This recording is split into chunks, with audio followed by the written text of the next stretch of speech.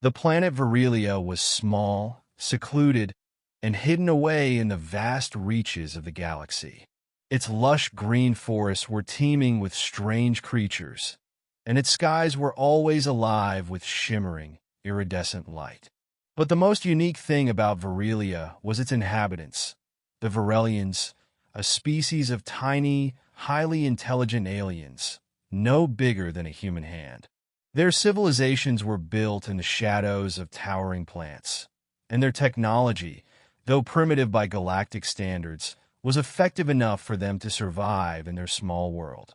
The Virellians had always lived in harmony with their environment, staying hidden from the larger, more dangerous species of the galaxy. They knew the dangers of being small in a universe full of predators, especially when they were so close to the territory of other species. But when Mira, a 12-year-old Virellian girl, first encountered a human, she couldn't shake the fear that overwhelmed her. Mira had been exploring the edge of the forest when she saw it. A strange ship, unlike anything her people had seen before, was slowly descending through the clouds. Her heart raced with a mix of curiosity and dread. She had heard stories about the larger species, humans, who were known for their ferocity and their appetite for other life forms. According to ancient legends, humans were ruthless predators who devoured anything they could catch. Stories passed down for generations told of their hunger for flesh, their size, and their unrelenting drive to conquer. As the ship landed, Mira hid behind a large mushroom-like plant, peering out through the leaves. She could barely make out the outline of the human stepping out of the ship, his towering figure blocking out the sun. She was paralyzed with fear. If the human saw her, he would surely devour her, like the stories said. She had heard the terrifying accounts of humans who hunted small species for sport. The thought of being eaten by such a giant sent shivers down her spine. The human didn't seem to notice her at first. He was busy inspecting his ship, muttering to himself in a language that Mira didn't understand. But as he crouched down to examine the land, his eyes locked on her hiding spot. Mira froze. Her mind raced. There was nowhere to run. She was too small, too weak to escape from a human. Her only choice was to stay hidden and pray she wouldn't be seen. Marcus Green, a young human explorer, had been sent to Vorelia to map its terrain. The planet was uncharted, and the Federation had suspected there might be valuable resources hidden in its jungles. Marcus wasn't afraid of the unknown. It was his job to face danger head-on. He had traversed hostile planets before, but nothing could prepare him for what he saw next. There, hiding behind the plants, was a tiny creature. At first, Marcus thought it was a bug, some kind of insect he hadn't encountered before. But as he crouched closer, he realized it wasn't a bug. It was an alien. A tiny, delicate creature, no bigger than his hand, with shimmering skin and wide, fearful eyes. His first instinct was to reach out, but something in the alien's eyes made him stop. It was terrified. He could see the rapid rise and fall of its chest as it trembled, watching him with a mix of fear and curiosity. "Hey there," Marcus said softly, his voice gentle, not wanting to frighten it further. "I'm not going to hurt you." But the creature didn't move. It was still frozen, as if unsure whether it was about to be devoured by the giant in front of it. Marcus thought about the stories he had heard about small alien species on uncharted planets, species that were often hunted or exterminated without thought. But he couldn't bring himself to hurt something so fragile.